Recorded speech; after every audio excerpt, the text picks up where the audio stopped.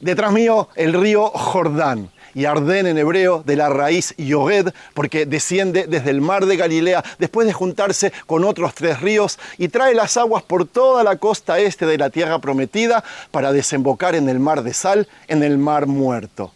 El río es largo, es verdad, pero este mismo punto en el que estoy parado ahora, que voy a hacer el video, es conocido como el Rincón de los Milagros. ¿Y saben por qué? Porque desde este mismo punto cruzó el pueblo de Israel desde enfrente, del otro lado del río, hasta aquí donde estoy parado hoy, la tierra prometida, y de eso vamos a hablar hoy en el video. Es conocido también como el Rincón del Milagro porque en este mismo punto, en el codo del Jordán, fue bautizado, según la fe cristiana, Jesús de Nazaret. Es conocido como el Rincón de los Milagros porque desde este mismo punto, y también se los voy a explicar, el profeta Elías ascendió al cielo. Y es considerado el Rincón del Milagro porque en este mismo punto, en estas mismas aguas, Nehemán, que vino del otro lado del río, se sumergió aquí para curar esa enfermedad que tenía en la piel. ¿Entienden ahora por qué es el Rincón de los Milagros?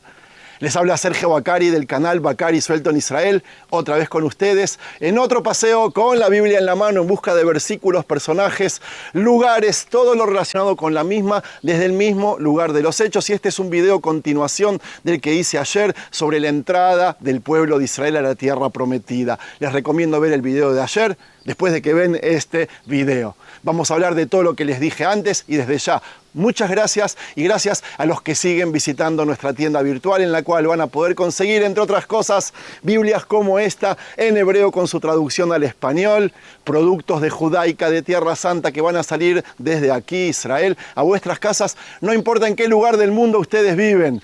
¿Cómo visitar la tienda? Y pinchando en el enlace de aquí arriba o en el primer enlace de este y todos los videos del canal. Vamos a salir un poco para hacer una introducción ahora afuera para terminar el video aquí en estas aguas. Vamos.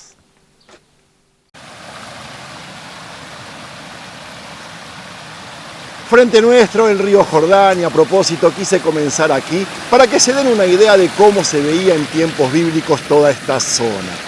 Antes de hablar del bautismo de Jesús, en el lugar donde comencé el video, y no sé si se percataron, pero detrás mío habían banderas de Jordania, ¿y saben por qué? Porque este es el límite. Así como en tiempos bíblicos, de un lado está Israel y del otro tierras que no nos fueron prometidas, en las cuales estuvimos siglos como esclavos y 40 años peregrinando por el desierto, hasta que llegó el día deseado, el día que deberíamos entrar a la tierra prometida. Como les conté en el video anterior, Yoshua bin Nun fue quien lideraría el emocionante cruce del río, de la frontera, el cual lo programó meticulosamente. Él envió 2 espías a la ciudad de Jericó, para averiguar cómo se estaban preparando ante nuestra entrada. Y al cabo de días contados, ellos regresaron con excelentes noticias y cito: Dios nos ha entregado toda esta tierra. De hecho, todos sus habitantes están desmoralizados por causa de nosotros, le dijeron. Al escuchar eso, Yoshua entendió que había llegado el momento de entrar a Israel y cito: Entonces Josué se levantó muy de mañana y él y todos los israelitas salieron de Sittim y llegaron al Jordán. Pasaron la noche allí antes de cruzar.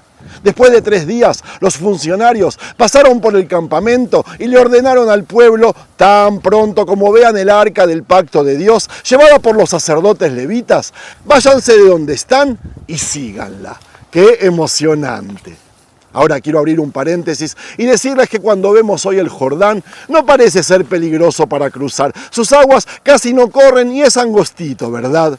Por eso quise caminar por aquí, para decirles y mostrarles que en tiempos bíblicos la corriente de este río era fuertísima y su ancho era de casi 100 metros. En sus orillas habían selvas con osos y leones, como nos relató Jeremías en su libro.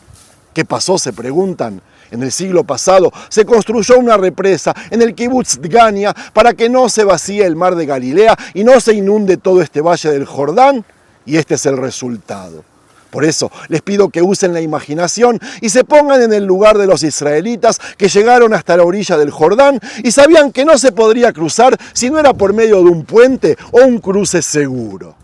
Es por eso que acamparon en la orilla y esperaron las indicaciones y cito: Josué ahora le dijo al pueblo: santifíquense, porque mañana Dios hará cosas maravillosas entre ustedes. Luego Josué les dijo a los sacerdotes: levanten el arca del pacto y pasen al frente del pueblo, de modo que ellos levantaron el arca del pacto y fueron al frente del pueblo. Dios y Josué estaban preparando al pueblo espiritualmente, porque la única manera de cruzarlo sería con la mano de Dios. Y es por eso que pasearon el arca de la alianza por toda esta zona, para que la gente se santifique, confíen en Dios, lo sigan. Luego de esto, Josué fue a consultarle a Dios, quien le dio las indicaciones exactas de cómo cruzarían, y cito: ahora escojan 12 hombres de las tribus de Israel, un hombre por cada tribu, y en cuanto a las plantas de los pies de los sacerdotes que llevan el arca de Dios, el Señor de toda la tierra, toquen las aguas del Jordán. Las aguas del Jordán que vienen de arriba, del norte, se detendrán como una represa. ¡Wow! ¡Qué momento!, ¿verdad? El arca de la alianza iría adelante. Junto a los Kohanim habrían 12 acompañantes que deberían ciegamente comenzar a cruzar estas aguas del Jordán, que en esos días, como les dije, eran imposibles.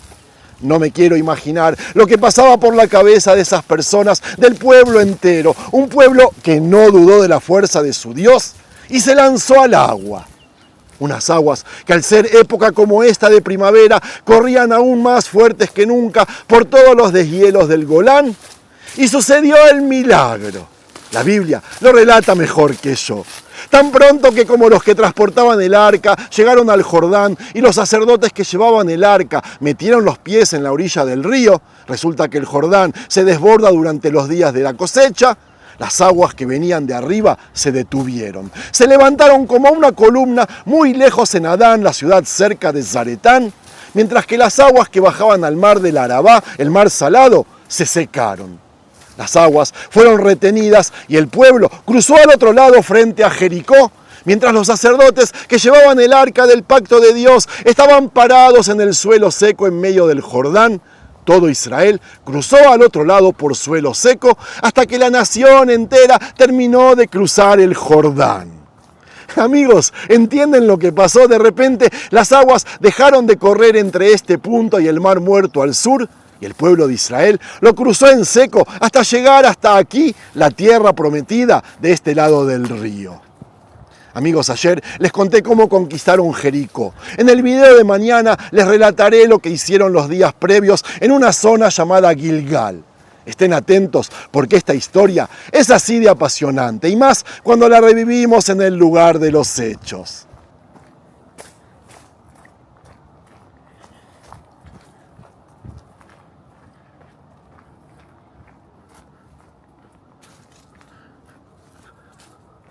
Otro de los milagros que sucedieron aquí fue el de nuestro Eliyahu Anabí, o el profeta Elías, quizás el más famoso de todos los profetas que vivió y profetizó en el siglo IX a.C. Hay muchos videos sobre él en el canal, pero hoy quería revivir el final, que en realidad quedó abierto y paso a contarles. Cierto día Dios lo envió hasta Ebel Mejolá, muy cerca de aquí, para ungir a un anónimo Eliyá ben Shafat o Eliseo como profeta debajo suyo. Ese jovencito de aquella aldea alejada lo suplantaría cuando llegue el día para profetizar en el reino de Israel. Desde aquel día que fue ungido, Elías pasó a ser su mentor. 8 años estuvieron juntos hasta que había llegado el día de suplantarlo, y cito: cuando Dios estaba por llevarse a Elías al cielo en una tempestad de viento, Elías y Eliseo salieron de Gilgal. Allí estaremos mañana. Elías le dijo a Eliseo: quédate aquí por favor, porque Dios me ha enviado a Betel. Pero Eliseo contestó: tan cierto como que Dios y tú viven, yo no voy a dejarte. Así que bajaron a Betel.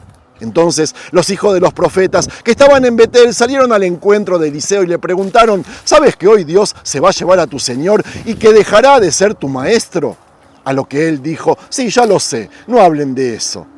Elías ahora le dijo: Eliseo, quédate aquí por favor, porque Dios me ha enviado a Jericó. Pero él contestó: tan cierto como que Dios y tú viven, yo no voy a dejarte. Así que llegaron a Jericó, donde estuvimos ayer. Entonces los hijos de los profetas que estaban en Jericó se acercaron a Eliseo y le preguntaron: ¿sabés que hoy Dios se va a llevar a tu señor y dejará de ser tu maestro? A lo que dijo: sí, ya lo sé, no hablen de eso. Elías ahora le dijo: quédate aquí, por favor, porque Dios me ha enviado al Jordán. Pero él contestó: tan cierto como que Dios y tú vivan, yo no voy a dejarte. Así que los dos siguieron adelante. Y también fueron 50 de los hijos de los profetas y se quedaron mirando desde lejos mientras ellos dos estaban parados junto al Jordán, muy cerca de aquí. Entonces Elías enrolló la prenda de vestir oficial y golpeó las aguas, y éstas se dividieron hacia la izquierda y hacia la derecha, de manera que los dos cruzaron por suelo seco. En cuanto terminaron de cruzar, Elías le dijo a Eliseo: dime lo que quieres que haga por ti antes de que se me separe de tu lado. Eliseo le pidió: por favor, ¿podría recibir una porción doble de tu espíritu? Él le respondió: has pedido algo difícil. Si me ves cuando se me separe de ti, recibirás lo que pediste, pero si no me ves, entonces no. Mientras iban andando y conversando, de pronto los separó un carro de fuego con caballos de fuego, y Elías subió al cielo en la tempestad de viento. Eliseo estaba mirando y gritaba: ¡Padre mío! ¡Padre mío! ¡El carro de Israel y sus jinetes! Cuando ya no alcanzó a verlo, se agarró la ropa y la rasgó en dos. ¿Entendieron, amigos? De repente descendió una carroza de fuego con caballos de fuego que se llevaron al profeta Eliahu al cielo. La gente aquí debajo quedó choqueada. Los judíos, hasta el día de hoy, tenemos la esperanza que volverá, quién sabe. Pero hay algo más. Según el libro de Malaquías, Elías debía regresar antes del Mesías. El Nuevo Testamento identifica a Yohanan o Juan como ese precursor, operando con el mismo espíritu y poder. Pero eso se los voy a contar donde comenzamos el video. ¡Vamos! Amigos, por aquí se entra a Qasr el-Yehud, que como dice en inglés, es el sitio en el cual Yohanan Amadvil, o Juan el Bautista, sumergió a Yeshua, o Jesús, para bautizarlo. Elías y Juan comparten un estilo de vida ascético en el desierto, visten pieles y denuncian valientemente la corrupción de los gobernantes. Jesús confirmó este versículo al declarar que Juan era el Elías esperado. No se trata de una reencarnación, sino de una continuidad ministerial, que ambos actúan como la voz que clama en el desierto para preparar el camino de la redención. Y amigos, estar aquí, a orillas del Jardín del Jordán, es entender que este no es un solo río, sino una frontera entre lo conocido y lo espiritual, como acabamos de comprobarlo en los relatos. Qasr el-Yehud es ante todo un vado estratégico. Geológicamente es el punto más bajo del planeta y el lugar más angosto para cruzar el Jardín. Históricamente aquí, como les dije, los hijos de Israel cruzaron con Josué, marcando la transición de nómada a nación. El milagro del cruce no anula la realidad física. El río en primavera, tras el deshielo del Hermón, era un torrente infrancable y peligroso, como les dije. En el siglo I, este sitio era un hervidero de paso comercial y peregrinaje entre la Perea y Judea. La geografía es hostil, un horno seco donde el calor supera los 40 grados a la sombra. Aquí no había espacio para el romanticismo, sino para la supervivencia. Yohanan eligió este punto no por estética, sino por simbolismo histórico. El mismo lugar donde la nación entró a la tierra, él llamaba a una reentrada espiritual. Era un sitio de control, de paso obligatorio y de memoria colectiva para cualquier judío de la época. En el siglo I, Judea estaba bajo ocupación romana y una tensión religiosa extrema. Yohanan Amadvil no inventó un rito nuevo, utilizaba la tvilá, la inversión ritual judía en agua viva para la purificación, llamada tahara. La diferencia es que él la sacó de los baños rituales de piedra de Jerusalén y la trajo al río para las masas. Su mensaje era político y social. Denunciaba la corrupción de las élites y de la dinastía herodiana. Vivía como una asceta del desierto, probablemente influenciado por comunidades como los esenios de Qumrán, situados a pocos kilómetros de aquí. Su presencia en este río atraía a miles porque ofrecía una purificación directa, sin intermediarios, en un momento de crisis nacional. Él no buscaba convertir a nadie a otra religión, sino que el judío volviera a la observación ética. Era un líder carismático que representaba la resistencia espiritual contra la decadencia moral del liderazgo en Jerusalén. Yeshua, Jesús, llegó a este punto como un seguidor más de este movimiento de arrepentimiento nacional. Les recuerdo que en ese momento él no era una figura central, sino alguien que reconocía en la autoridad de Yohanan la chispa de un cambio necesario.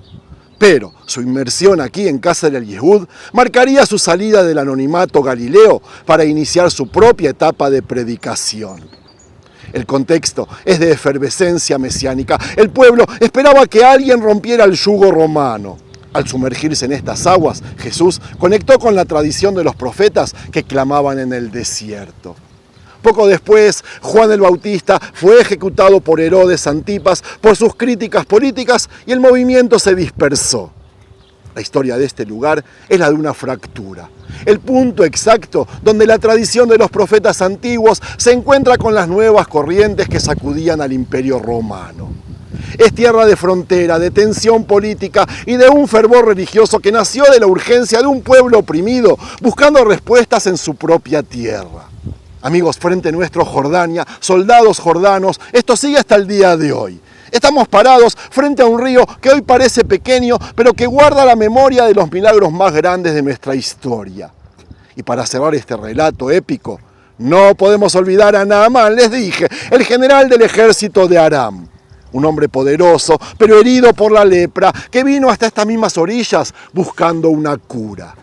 Él esperaba un ritual pomposo, pero el profeta Eliseo, simplemente le ordenó sumergirse 7 veces en estas aguas. Al principio Naamán se indignó. ¿Cómo este río turbio iba a ser mejor que los ríos de Damasco?, dijo. Pero al final cedió y la Biblia nos cuenta. Entonces él descendió y se sumergió 7 veces en el Jordán conforme a la palabra del varón de Dios, y su carne se volvió como la carne de un niño y quedó limpio.